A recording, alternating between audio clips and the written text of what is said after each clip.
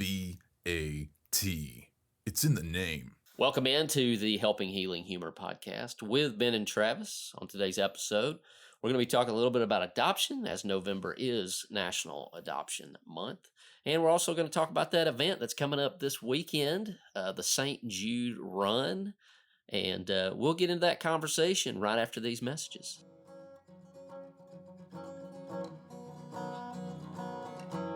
This episode of the Helping Healing Humor podcast is brought to you in partnership with ministryleague.com.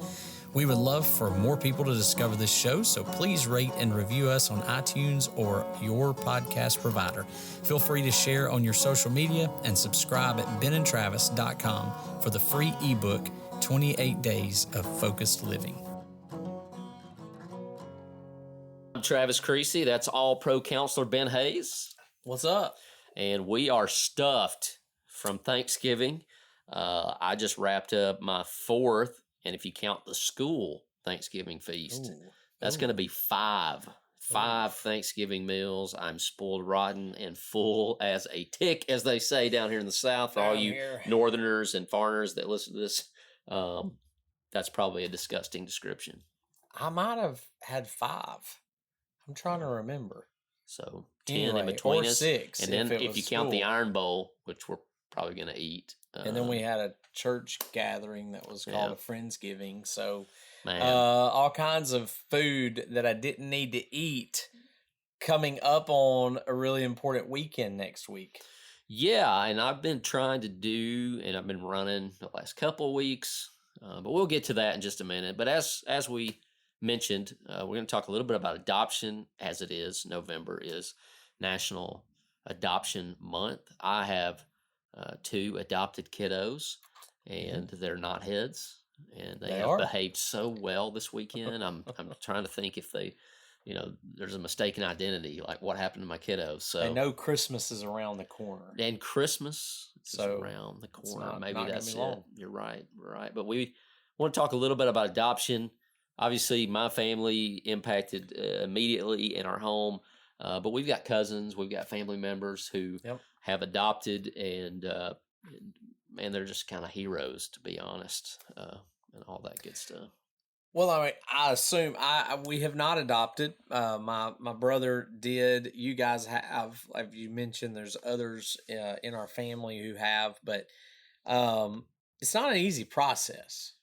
Number one, it's not easy as far as just preparing yourself for it. There's a lot of things that go into the adoption process, and you may want to speak to that, but also kind of wanted to ask you to speak to the, like, emotionally and mentally, what are some of the challenges, I guess, going into adoption when you're trying, I mean, I guess from the very beginning, like, I've heard you guys talk about the process of even letting that thought come into your mind, and that it took a little time.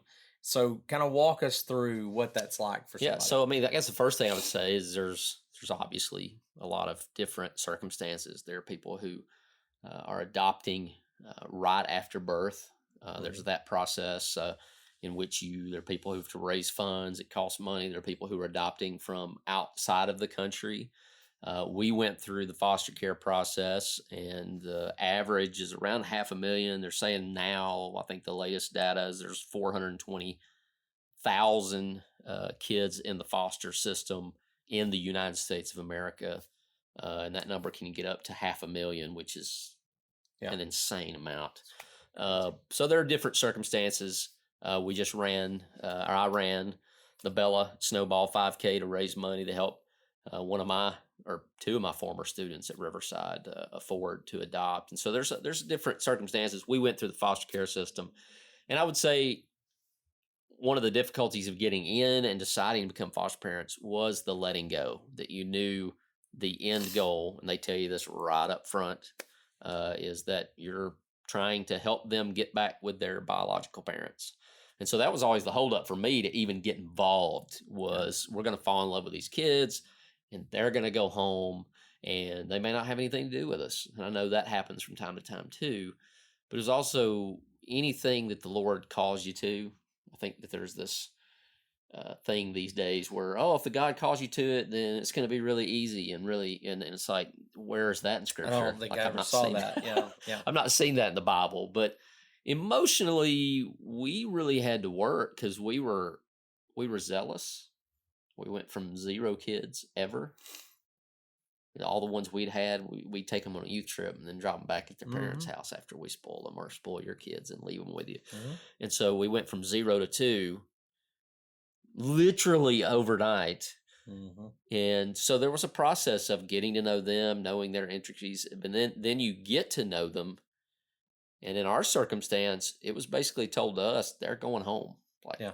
Adoption is off the table. But yeah, there was this cycle where every night we were praying that these kids would go home. Some nights we prayed a little harder than others because it was difficult that they would go home. And then all of a sudden it switches and you're like, what am I going to do when they go home? Yeah. And how am I going to handle that? And in one instance, you're happy that those people have gotten their life together, but you're also like, well, I'm kind of giving my life away. And so it was really if you ever seen the donkey with the carrot out in front of him, that's kind of what it was. And the carrot changed. The end goal changed. Like they kept pushing the goal line back, or the goal line changed. And so it was a roller coaster. There's this really great book called Reframing Hope.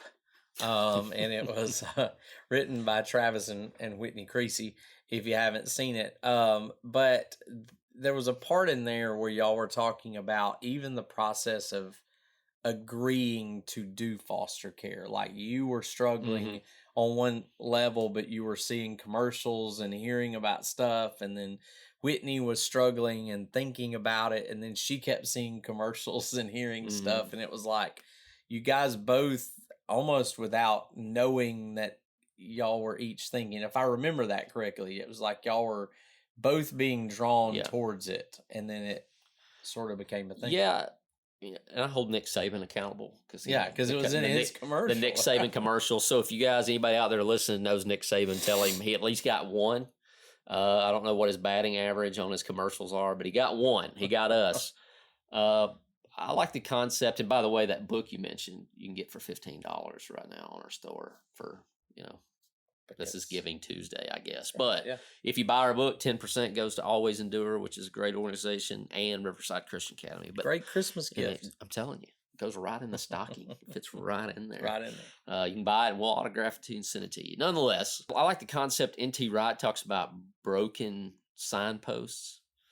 And so you got all these, I'm a broken signpost pointing people to God. I'm imperfect, but even my imperfection points to this God. And so there are a lot of people in our life who are broken signposts who aren't perfect, but were encouraging us and drawing us closer. But that was my hang up. It was, these kids are going to come in, we're going to fall in love with them, and they're going to go home. About the time we get to the point where we decide we want them to stay with us, not only are they going home, but we are supposed to be supportive of that going home. For somebody who's thinking about foster care, because that's kind of the process you guys know, what are the first steps for that? One of the cool things about that broken signpost is we did have people, we're not good friends with Nick Saban, we did have people in our life that we had a church family, we had a school family, we had blood family, that we asked to pray about it and to pray for it, and that God's will would be done, and kind of one of those things like, hey God, what do you want me to do? We just wanted to be open-handed to the Lord and say, what do you want me to do? Which is a scary question to ask because he always answers in some shape, form, or fashion. So that would be the first thing. Pray about it and let other people pray with you about it, people you trust, and get a community. There are obviously people out there who are tremendous adoptive parents who are not Christians or don't have a church family, or they don't have a community, and man, those I don't know how they do it, because we certainly had that. And then talk to people who've been through it. We had a lot of people. We mentioned your brother and his wife, and then we had a cousin that had, I don't know how many kids come through their home. Right. I've been in foster care meetings or re-education, continuing learning, continuing education, where they said they had 1,000 kids who had come through their home. And at that point, they had 10 teenage boys in their home at that moment. And so those are the real MVPs. But and the big thing is asking the right questions. What are the pitfalls? What are the things that you made a mistake on? Or what are the things that you've learned in your training that you would have never thought of? And man, some of those trainings and videos, sometimes it's just a YouTube video that they send you and you go, man, I didn't think about that aspect of that type of kid, raising them and the different obstacles. But yeah. And then I would say develop your own questions, especially in the foster care. If they're calling you and they want to have a placement in your home, you need to have 5 to 10 questions that you're ready to ask them. Like, is there trauma? Is there, what's the background? What's the family situation? And because you need to protect your family as well from those things. And they may not can tell you all those things, but, have your no list. Like there's so many, strike 3, no, this placement can't come stay with us. And because if you're not able to be in a good space mentally or functioning, you're not going to be what you need to be for those kids. And I would assume a starting point for that would be if you wanted to start getting into foster care. I mean, just a call to, like in Alabama, DHR. What do they call it in Tennessee? DCS. A call to them and saying, hey, we would like to start this process. Who do we get in contact with? What do we need to do? How do we get that ball rolling? I would assume, because those people at DCS and DHR are picking up kids on almost a daily basis and getting them, dropping them off. I know one of the great things Whitney mentioned in our question and answer the other day was about the kind of temporary home that's starting in Fayetteville, which I thought was a really awesome idea. Yeah, it's one of the difficulties is having a place to meet, and we may have mentioned this in earlier episodes. And but there's an Isaiah house. There's a verse that goes with it that I can't remember. Isaiah house that we're mimicking in Fayetteville, which is just a home. When somebody picks up and they don't have a place to put them, a lot of times these kids are sleeping on the floor in the office building overnight till they can get placed. And so there are these communities that are building homes. We're building one in Fayetteville where these kids can come and stay, and it's a home environment. They have a bed, they have clothes, they have toys till they can get a placement, and also a place to meet. Church buildings, it can be difficult. Everybody had to drive like an hour, right? Yes. That was for your classes, I guess. Classes were an hour, sometimes for visitations. You always want to go to the park, for the visitation, but it rains, it snows, it's cold. Nobody wants to be outside, and so places to meet. The adoption part was, like I said, it was difficult because some days you'd wake up and you'd be like, oh, it's getting close. It's going to get close. They're going to be ours. And then the news would be this or that. I mean, we at one point were told, these kids are going home and there's nothing that we can do as parents, as foster parents, but as like the state of Tennessee couldn't do anything about it. And God was kind of like, oh, well, okay, now I'm going to show you who's in charge. Yeah. So I think that's the thing I would give anybody who's seeking adoption, whether it's through the foster care or whether it's someone from another country or trying to raise the financial aspect to adopt, that the encouragement is that God can do all things and make all things, and his timing's perfect. And I know these are all somewhat cliches, but it's true, and to trust it. And there were certainly times where we didn't trust it, and he was able to come through on it. But yeah, I'd say for me, I think as a guy, there's a level of difficulty kind of getting over the hump that these are my kids. Yeah. Whereas women, generally speaking, any kid that walks in my mom's house is her kid, including neighborhood kids who she bossed at Easter this year during the hiding the egg part. And I think for guys, sometimes we love them, but there's an aspect of being a dad that was difficult for me. It didn't take that long, but there was that bridge of, these are my kids, and kind of depending on the state to determine that was not fun. TheBennandTravis.com/store. Go check it out. We got discounted items. Its discount code is Cyborg22. Cyborg 22. Oh, I was too loud. 15% off, and we've reduced the shipping on a lot of things. That's too, like so. Black Friday, Cyber Monday, and Giving Tuesday, all wrapped up, and you can get all sorts of good stuff. The vault is open. I mean, lift up thine eyelids, made in America. I mean, all that stuff. What, stickers, mugs, T-shirts, hats, hoodies, beanies, the whole tilt boogie. I mean, Maywood, Titus Camp, Maywood, Titus Camp. Do it. All that stuff. The whole tilt boogie. But the question of the day, Ben, is the St. Jude weekend is coming up, and you and I have both hit our goals. We have. So the question of the day is, are you ready? No, absolutely not ready. It's look, I have medals from St. Jude past, some of the Batify stuff, the little 5Ks that they did getting prepared the year of COVID. So all of that stuff, and it's going to be bad. Like this year, my time is going to be bad. So I think it's bad anyway. I think I've pretty much hit like 2 hours and 36 minutes within 10 minutes of that time every time. I'm hoping for 4 hours and 20 minutes this time.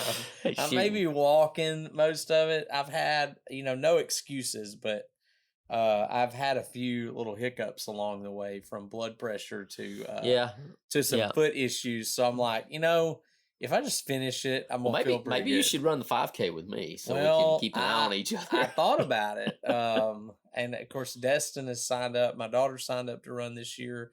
We have a huge team this year. Huge team, and I wanted to mention, the support you guys showed us for the Staying Alive Disco Dodgeball Tournament that came out of this noggin.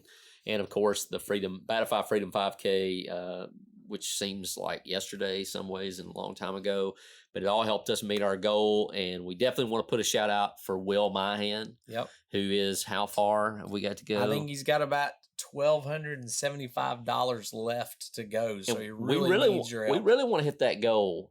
At least us three be done by race time Friday night.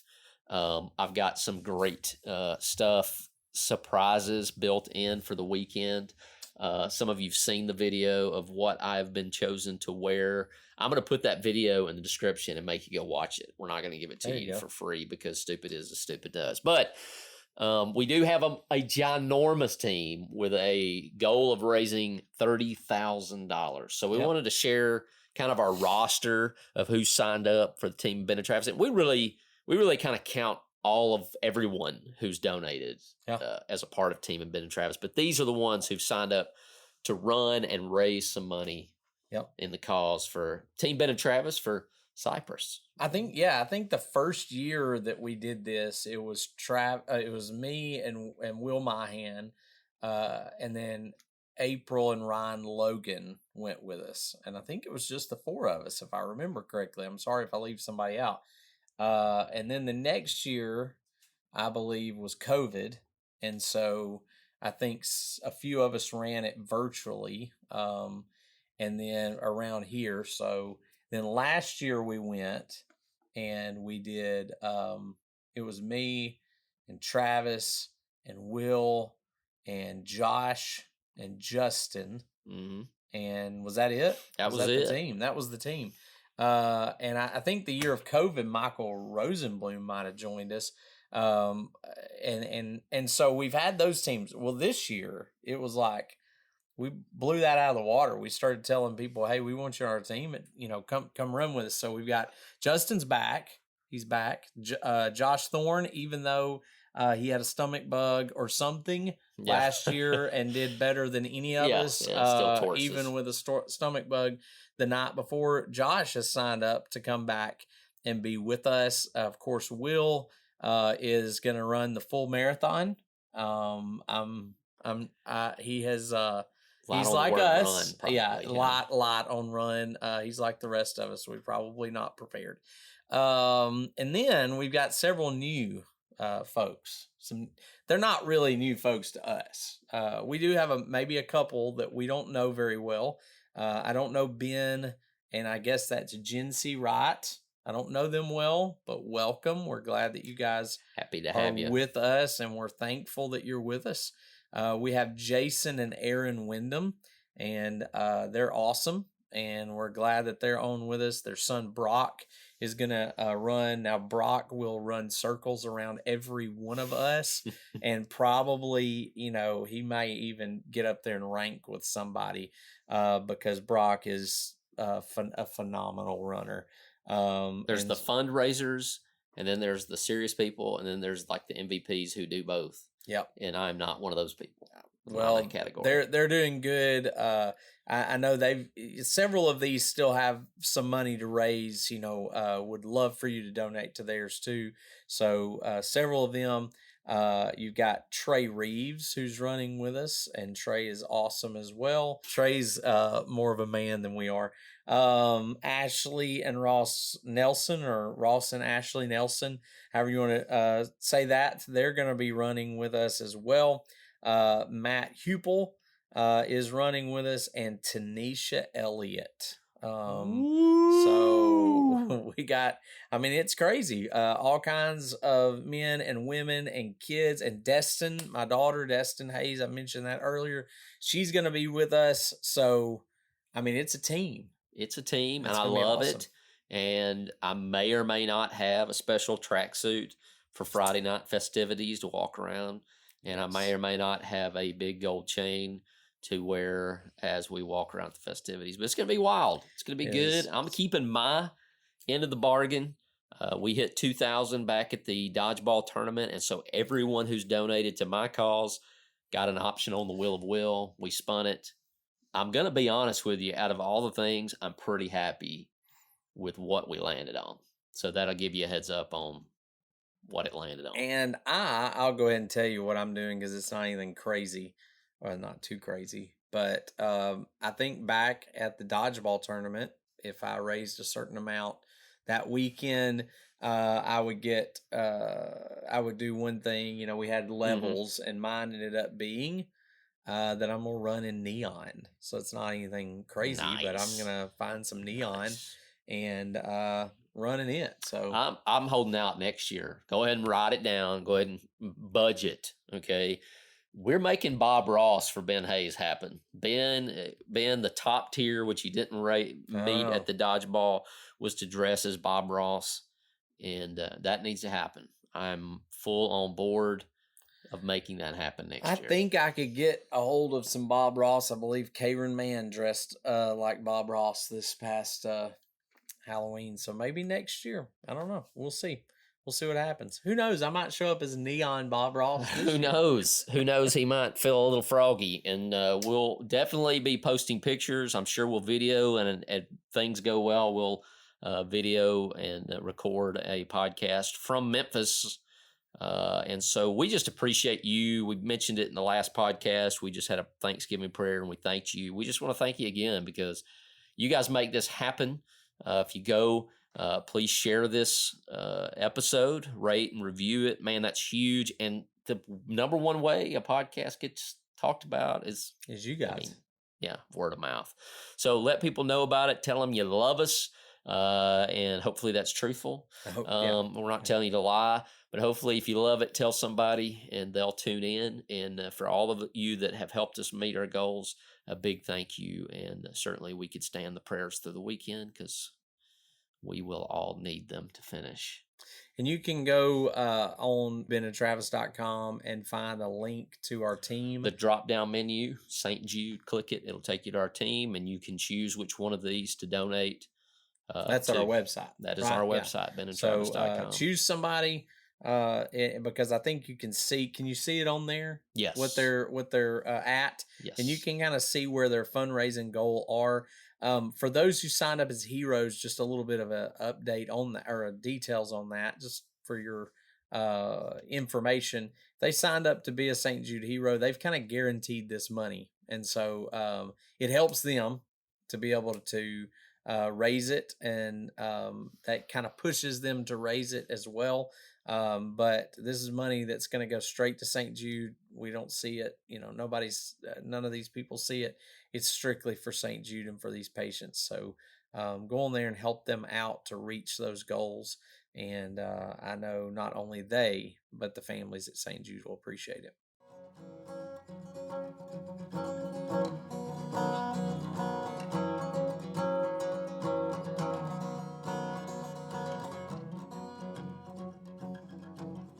Thanks for being with us for this episode of the Helping Healing Humor podcast.